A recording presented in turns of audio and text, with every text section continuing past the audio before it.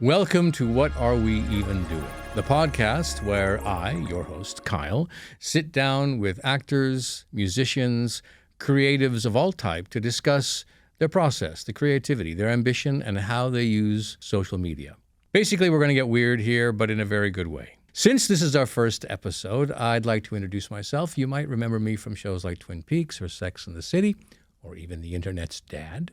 However, I have decided to embark on a noble quest to understand the brilliant creativity of youth culture without looking like I'm trying too hard. Hold on to your hats.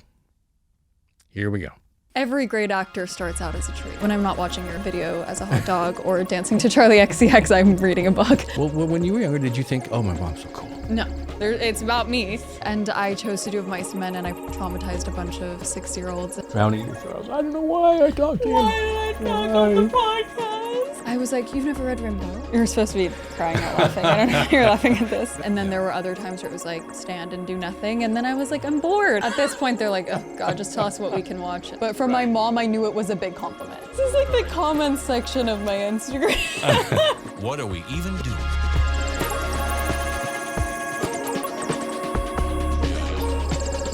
What are we even doing? Ladies and gentlemen, today, Kaia Gerber is with us, actress, model, and self-proclaimed bookworm. Yes. Is it? So we're going to talk about that because I am not well-read, and you... I find that very hard to believe. I don't have much time, but you went on a journey when you left school. You left high school, right? Yes. And you decided, you know what? I'm going to go and I'm going to learn As much as I can. everything. It's perfect. Yeah. But I have to ask you this question first. So do you have a core memory, thinking back about it inside out, right? The core memory of when you realized, oh, this is what I want to do. You do a lot of things. So Yes. what, in particular, the first thing that was like, oh, I want to do this. I want to be this. Was there a moment or a... Yeah. You remember? Okay. I think in terms of literature, my brother is 2 years older, and he was covering Of Mice and Men for his class. Okay. And I was probably far too young to be reading it, but I saw that my mom was reading it with him, and I was really interested, so I started reading it with them. Right. And then when it came to do our book reports, I think I was probably in second grade, and you could choose whichever book, and a lot of people were doing like, you know, No, you didn't Nancy choose Mice and Drew Men. and like the Boxcar Children and stuff. And I chose to do Of Mice and Men, and I traumatized a bunch of, 6-year-olds. And, my Lord. But I think that was really the thing that showed me that I really loved that. Steinbeck, great.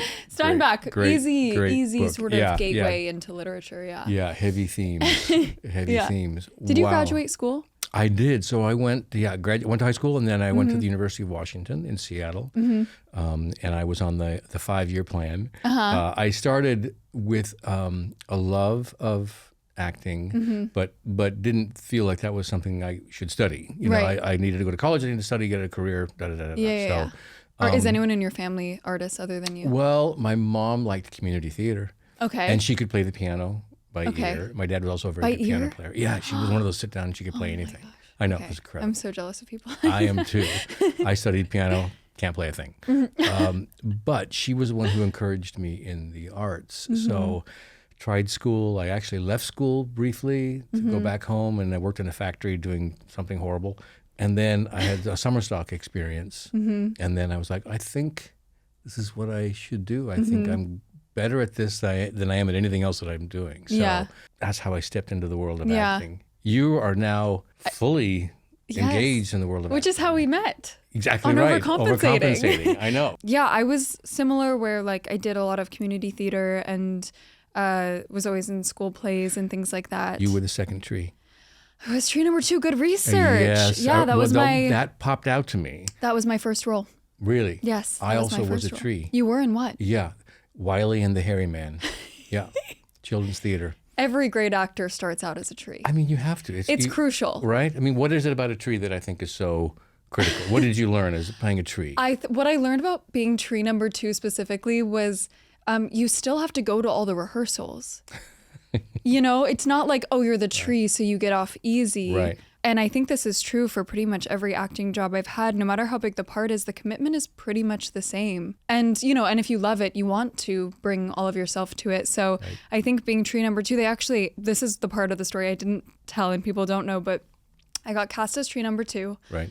And I was so committed, and I showed up early to every rehearsal, and I knew everyone's lines, not just my one line. And they felt bad for me, I think, because they saw how committed I was amongst all these other 8-year-olds who didn't really care. Right. And they then gave me the role of Auntie M like 3 months into rehearsal because they were like, this poor girl is really showing up. Wow. So I got to do a couple performances as Auntie M. I would have been happy just to get to be tree number 1.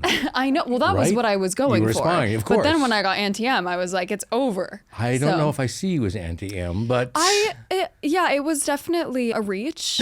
It was a reach of a role, but I am a character actor. Yes, you are. Yeah. Okay. I very once good. had someone tell me that I was a character actor stuck in a leading actress's body. That's funny. Which is funny and kind of maybe but true. I think it's true because you have a sense of humor and you're fearless. Thank you. And I think that's a big part of being a character actor. And you want to take... You're more interested in creating the person, right? Absolutely. As opposed to playing yourself or a version of yourself. Exactly. Right? Yeah. Do you think that you're a character actor? Yeah, I think I consider am. you. Because I think I have in a a certain leading look. actor's body. I have a look and everything, but I've never felt comfortable in that role. Yeah. As a leading guy, I'm like, Yeah. I want to do something different. Yeah. I also sometimes find that the leads are kind of the most boring roles sometimes. They can be. They can be. Yeah. Where it's like the sort of, I guess what you'd call the secondary characters are really the interesting ones where you get to play and there's maybe more room to create something. Yeah. Yeah. Yeah. I feel the same way. I think you can be stoic, as a leading man, but I think you can be one of the eccentrics. Yeah, it's surrounding fun. the outside, which is What was your first big role? Well, my first role ever was Noah in the church play. Which of course in Noah's Ark, Noah. in the fame, From the the famous Bible. story. From Yeah, the Bible, yeah. That's the one. And then, but the one that really kind of turned for me, like speaking of if it was a core memory, was I had dropped out of school, as I mentioned, and then that summer I went to summer stock at the Flat Rock Playhouse in North Carolina, and I found my way there through it was circuitous. I played the lead role in Look Homeward Angel, which is a play they did every year there because Thomas Wolfe was from Asheville, North Carolina. He wrote about that community, and it's his personal story. Yeah. And I played him as a young man, Eugene, and he's sort of the lead of the piece. Yeah. And it was with an equity cast and from New York, and I think I did pretty good, and I really loved it, Yeah. And I came away feeling, oh my God, I think this is something I can do more than just in high school. Yeah. And that for me was kind of like, okay, that kick-started me on the journey. Yeah. So you were theater before screen? Yeah.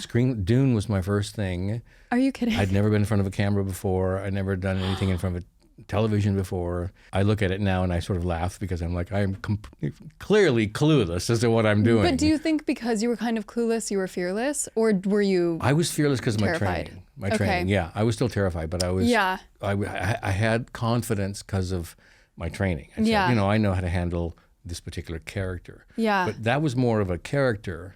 Yeah. And the role in Blue Velvet was more like closer to me. Yeah, which is sometimes scarier. It can be very scary. Yeah. What's been this? Have you had something that's like really scared you that you've done? Yeah. I mean, I'm terrified all the time with everything I do, but It doesn't show. So there you go. Thank you. Yes. That's Yes. pretty much all I'm focusing on is not showing how scared I am.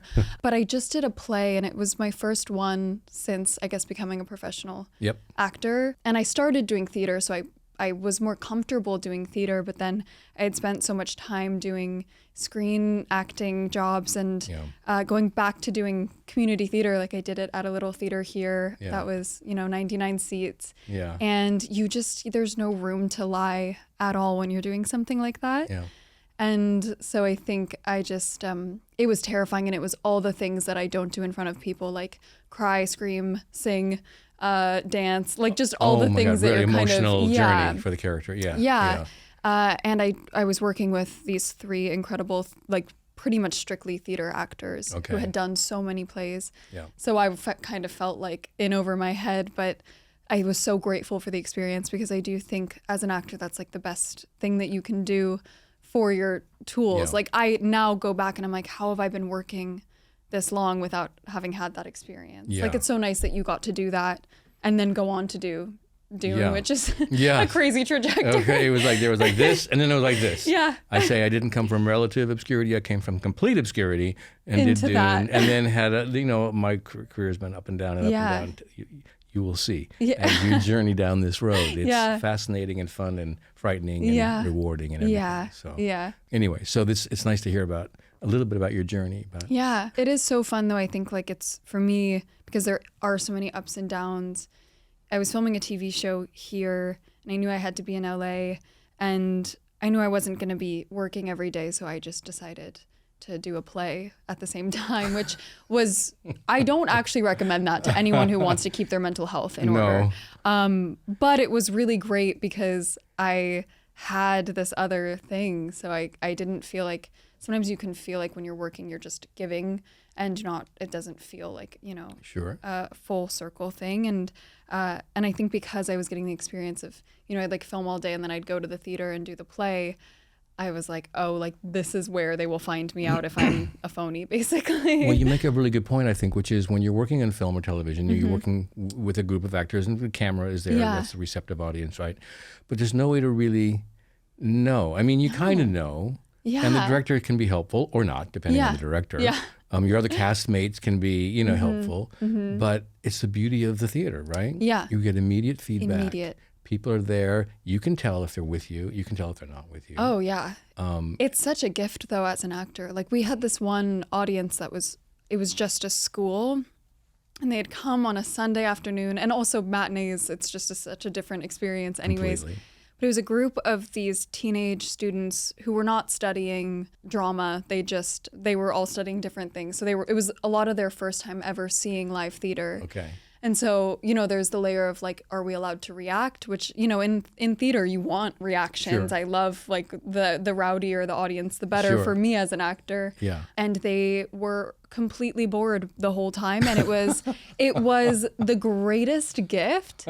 Because I think we all spoke about it after they were snoring. Some of them had headphones on. Oh my God. Some were just eating chips. Yeah.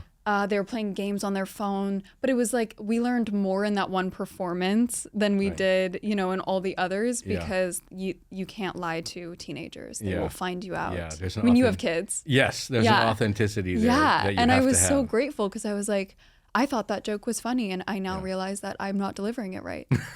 Like I was so grateful. We had them like halfway through and it really actually changed and impacted the show a lot. Yeah, that's very good. I think that authenticity is such, I mean, obviously there's a generational difference between us, right? Yeah.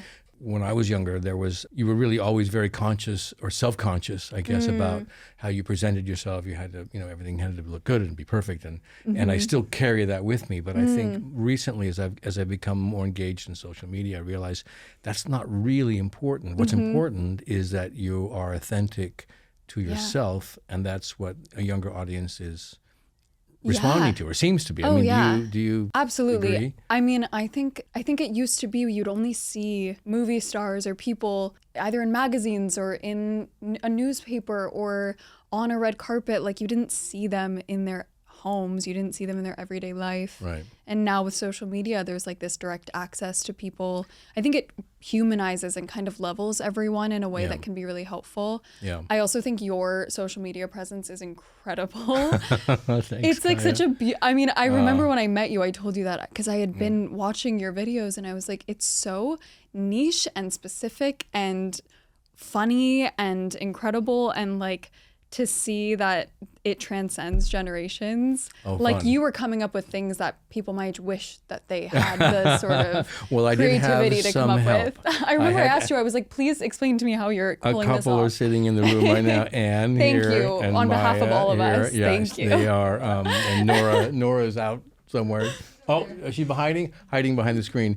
Anyway, this is the Brain Trust. It's remarkable work. It truly is. It's brilliant. I've been thinking a lot about, because there's so much dichotomy on social media where like the other day I saw a poet and he was kind of like a Jack Kerouac type of poet, but he was on TikTok.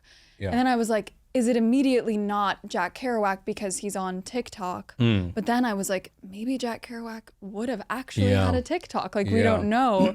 And so I find it so interesting when it like transcends these different things. Yeah, I agree. And I also love the platform. I just love the fact that there's a structure to it. There are limits to it. Yeah. And the form that you get to play with. And you get to be creative within that space, I think is a challenge, and I find it fun. It's so, and as an actor to be able to create and release your own content is such a gift. It's a huge gift. Like I know so many people who are just making short films and releasing them on social media because otherwise as an actor you can feel very much at the mercy of the industry and just sort of wait around for an opportunity that like may or may not come. So I think it's wonderful for that reason too, is you actually can get your own work out there without waiting for other people to see the talent, Yeah, it's one of the big changes, I think, in the business. I remember back in the day when I was starting, you would send in an audition tape. I mean, I think people still do that, but there was no way to really let people who are casting or directors or anyone in the film business get a sense of who you are without releasing your own stuff. And you can do that on social right now. It's an amazing thing. Obviously, we talked about the fact that you are incredibly well-read. We started to talk about that. Yes. That is an interesting journey to me because there are so many books that I know of that I'm saying, oh, I should know this, or even that my son is now reading at school. And I'm like, oh, and it's just finding the time. And, there is time. You have to make the time. You have to make the time. But also, I think because I graduated high school early, I was 16. So while You're not an overachiever by any means, are you? I'm a Virgo. I was like straight A's. My school actually came to me my junior year and they were like, we have run out of classes for you, but legally you have to do another year of school. So you can either retake all the same classes or just get basically the equivalent of a GED.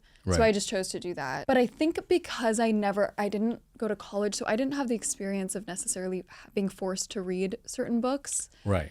So I got to choose what I was reading, which I was very grateful for. So I moved to New York after high school. I met this wonderful man named Jonah who now has a library, which is very fitting. Perfect. And he's great. I got to like go sell books with him at a book fair last week. That's my dream. I was like, can I have your job?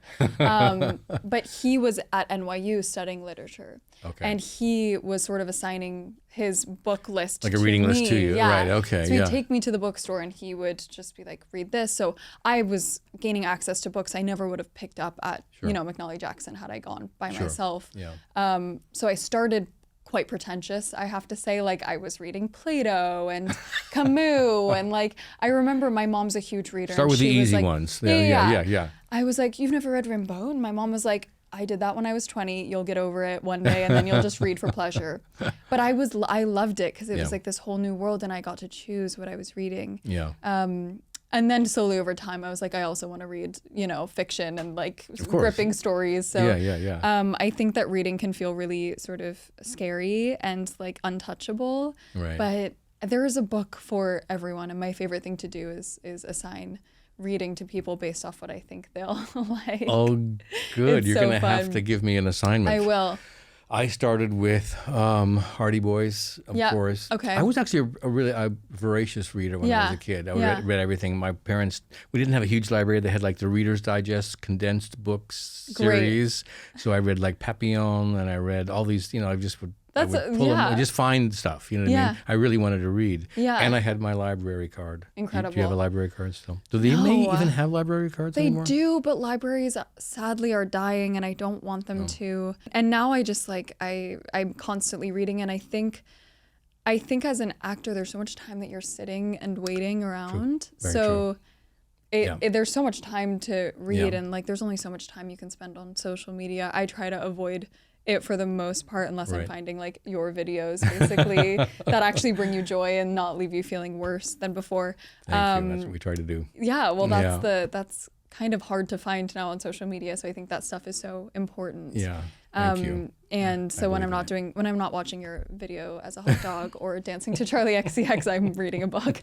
Isn't she wonderful, Charlie? Oh my gosh. Well, was that where we met? Was that the Charlie concert? I think we were in the elevator that one time, saw you, and then, but I think that was right at that time.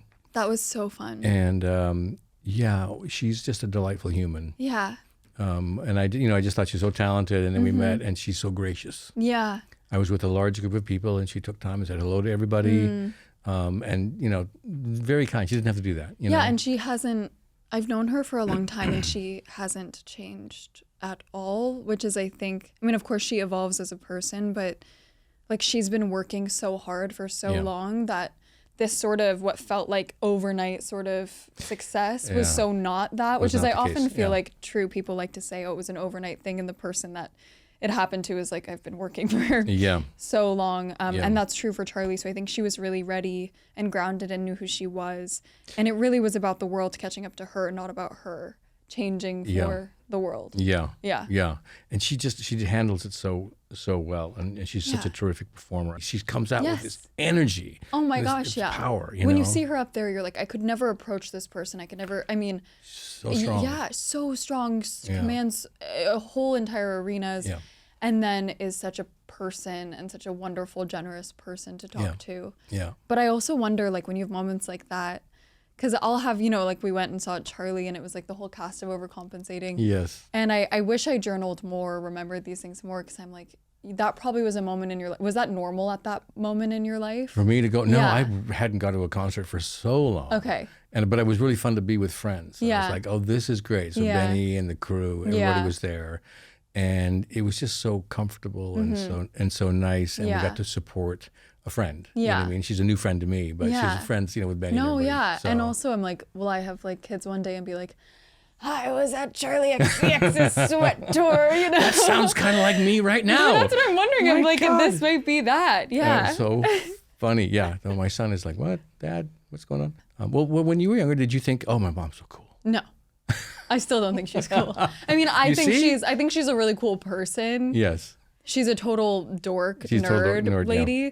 But I will say the older I've gotten, the more I can take kind of a step back and see and appreciate what she's done. And I remember watching, they did this Supermodels documentary on Apple. I remember, yeah. And I watched it and I was like sobbing in tears, and I called her and I was like, I think, when she's my mom, I'm not asking her like, so why did you decide to do Playboy, or how did you do the Pepsi commercial? Like I wasn't thinking about that stuff. Yeah. And so to actually hear her story, and I was like, I failed to ask her all of these things. So I really, that was like a huge moment for me where I realized, especially because she didn't come from a family in the industry at all. So I'm like, how did you navigate? Yeah. Like, I don't know what I would do without her. Yeah. So there's like so much more curiosity, I think, as I've gotten older. I think that's normal. I think that we begin to sort of look away. You no longer focus here on yourself. You focus on out in the world, and there is a curiosity about your mom. The first 18 years are like, there's no me. Yeah, there's nobody. It's about me. It's true.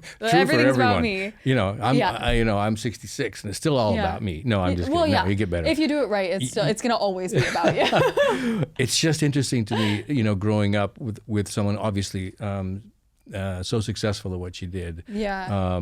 That at some point in time there will be a curiosity about, and Randy too, just about his success and and why and the choices and just as a learning mechanism. And my wife Desiree is so good at talking to our son about.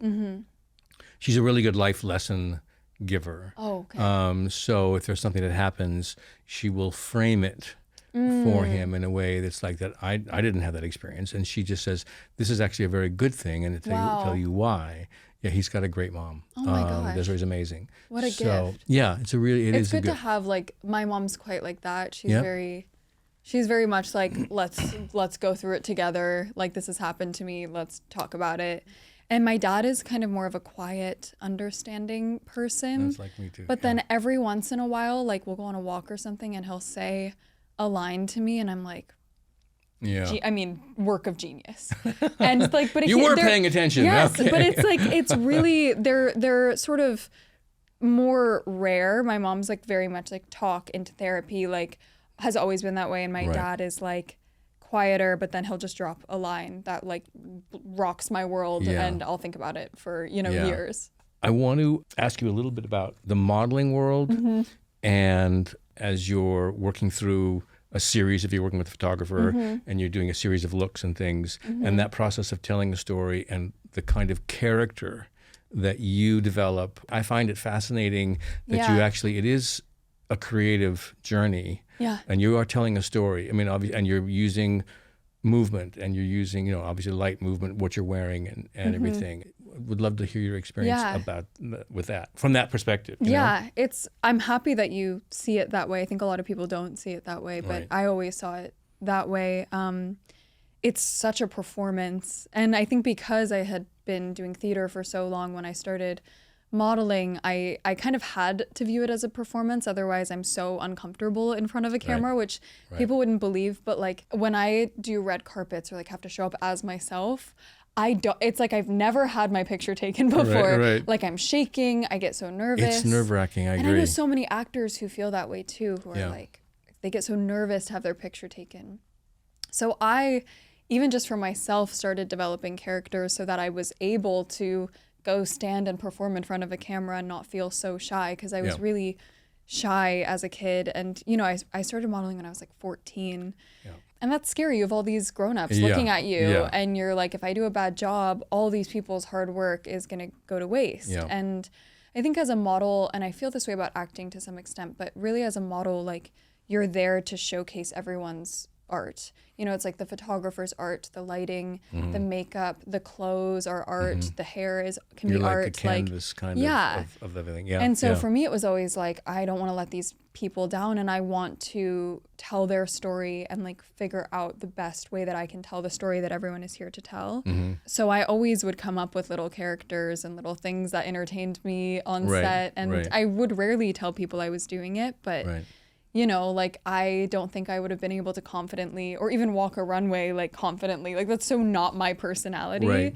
I walk into a room and I'm like this, but then you have to, you know, you are going and walking a runway and you have to look confident. So I would come up with different sort of characters. Different characters, to play. which I think is the journey towards acting. It makes complete sense that you would then be drawn into the world where you're now actually creating a character for a longer time period, you know? Yeah, and the more that a photographer was like, this is the story we're telling, this is sort of who this person is, I would get really excited. Like whenever I would get to a set and there was a storyline or there was a very clear sort of idea of the story we were telling, that would get me really excited. And then there were other times where it was like, stand and do nothing. And then I was like, I'm bored and I feel uncomfortable. So I appreciate the part of it that, I think it in a lot of ways like prepared me to be comfortable and to get, you know, comfortable also living in my head with a character for a long time and sustaining that, and like also not sharing a lot of that process with people. Like I'm not really the kind of actor that's like,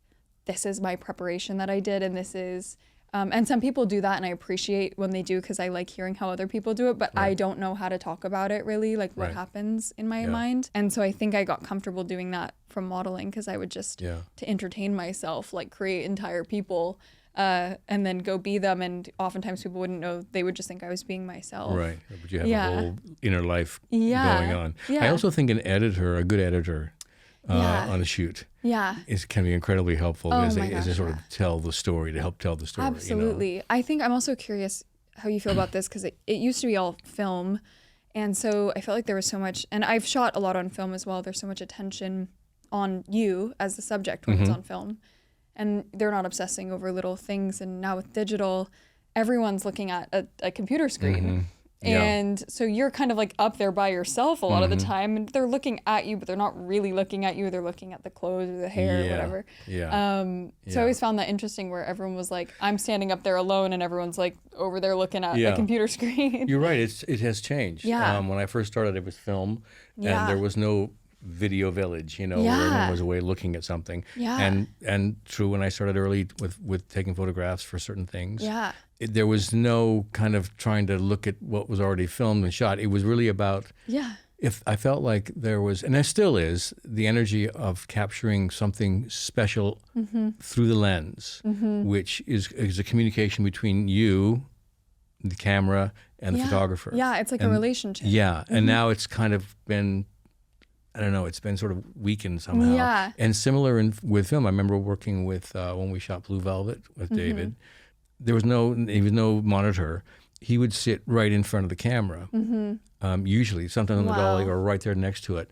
And he was watching exactly as close to what the lens was seeing as as the operator, you know? And I think, so he was feeling it. Like the photographer would feel it and said, that's right. You know, he knows, you know what I mean? Yeah, there was it was an instinct thing. Yeah. Do you have someone that you've worked with a couple times or someone that you would consider maybe like a mentor or a partner or? I mean, I've never worked with the same director twice. Right.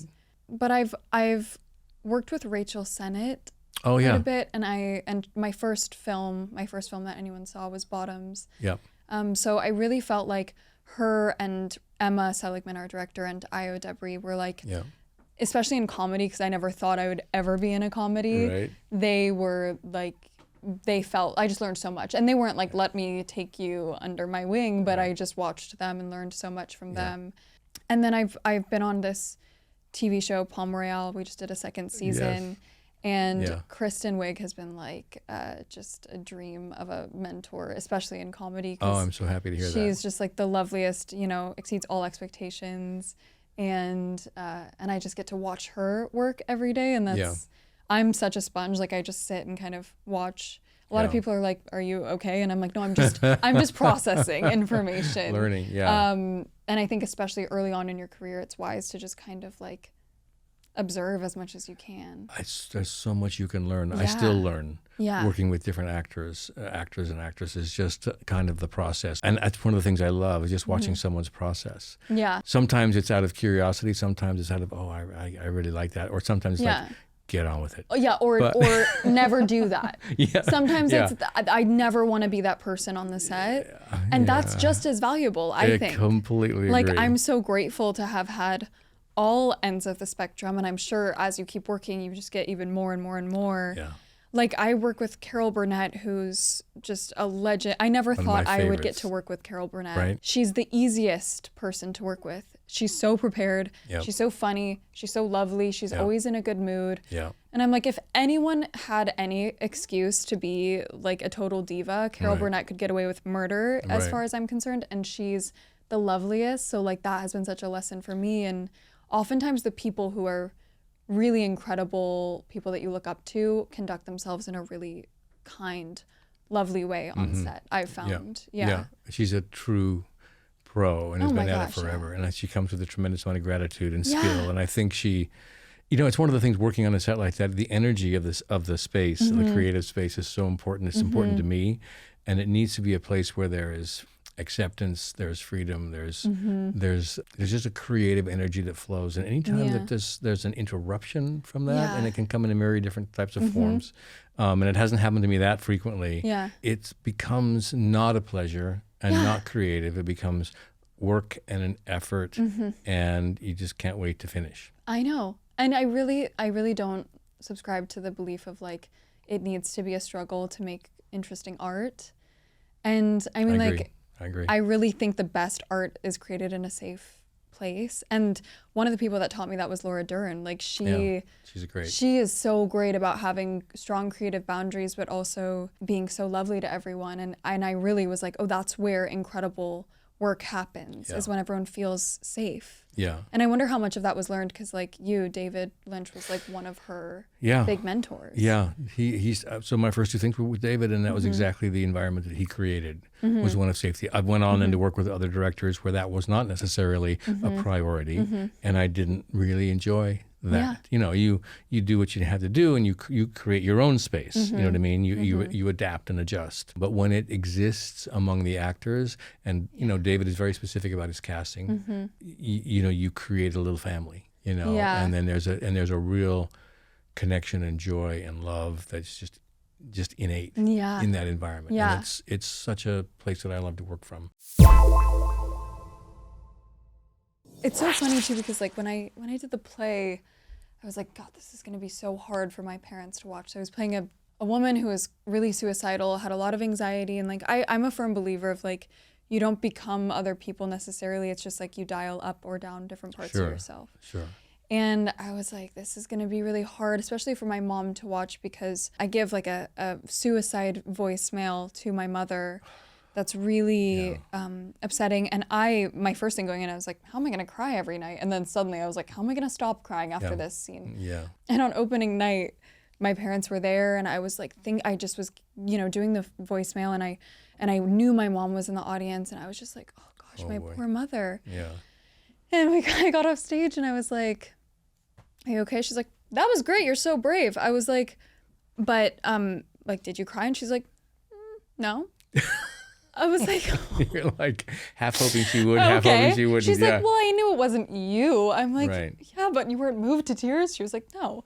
But that's why it's kind of fun to have parents who are not actors. Is like they just think I'm insane for doing what I do. Right. Right. I think you're incredibly brave. Oh, it's incredibly brave. Yeah. Which, as an actor coming off stage, you don't necessarily want to hear, that was brave. But for my mom, I knew it was a big compliment. Yes. But from anyone else, I would have been like, thank you. Okay. Yeah. Were you moved? Yeah. That was the impact? brave. Yeah. It's so interesting that you were more concerned about how she might feel than. Oh my gosh. Yeah. Which is, I think. And she was fine. Yeah. Truly, not a tear fell. Yeah. She was completely fine. Got to give your mom more credit. It's like, okay, now she's fine with that. That's No, good. but they can handle it. They're pretty, they can handle it. I think at this point they're like, we can pretty much handle anything. Yeah. Good. Yeah. That's a good sign. You're doing something right.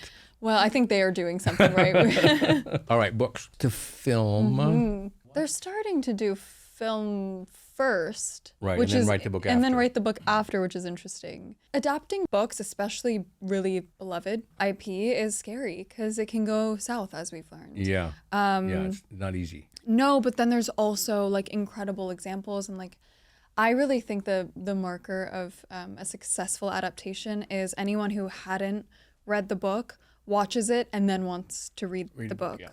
Like, I think Call Me By Your Name was a great example of that. A lot of, especially in the US, a lot of people hadn't read that book and then went on to read the book after the Luca Guadagnino film. So I think similarly about Normal People, like I had read that book when it came out, and then I loved the adaptation, and then I read it again, and a lot of people like just watched the TV show and then read the book. So I think that's sort of for me, the marker of a successful adaptation. Yeah. Have you done any adaptations? Well, Dune was my first film, and that was a book. That's a scary one too, because that's like a huge piece of IP. When I went to see the new Dune with Timothy, I was with some trepidation, because I said, oh, it's gonna be the only Dune, and our Dune's gonna be put on the shelf. And then I watched it, and I said, no, actually, I think there's room for both of these. They're so different. They're so different. And it's the same, it's the same story, but they look different, they feel different, the energy is different. They cover different territory than some of the territory that we covered. The books, there's so much in there. Oh my gosh, it's a thick book. It's just, it's incredible. Heavy. And it covers so many possible themes and everything. Yeah. So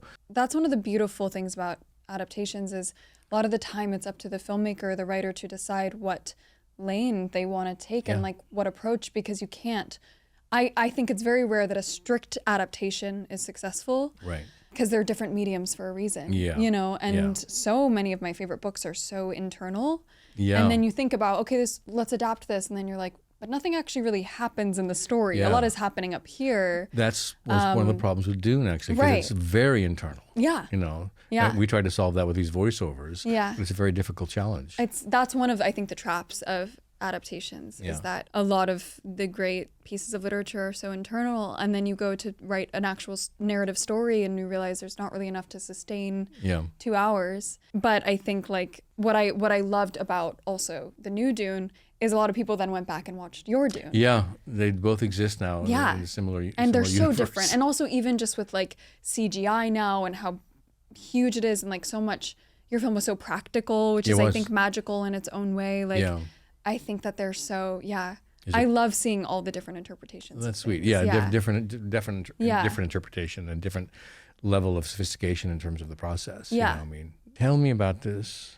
The Shards. Yeah, speaking of adaptations, I am doing an adaptation of The Shards, which was like Dune, a book that I read when it came out and was obsessed with. It's Bret Easton Ellis, who I'm such a fan of. I've read everything he's done, and the book came out like 4 or 5 years ago, and I was obsessed with it. And it's also very LA. I grew up here, and it's so specific about like I took Sepulveda down, so reading it while being here was just really like nostalgic for me for a place that I am, and and it's a book that I love, and Ryan Murphy got the rights and is adapting it. Great. And Did he reach out to you? Did you? he called me. It was very kind of like the Yeah, tell me how that synchronicity of it happened. all was really, sometimes things just happen where you're like, this all worked out just as it should. And so I read the book when it came out.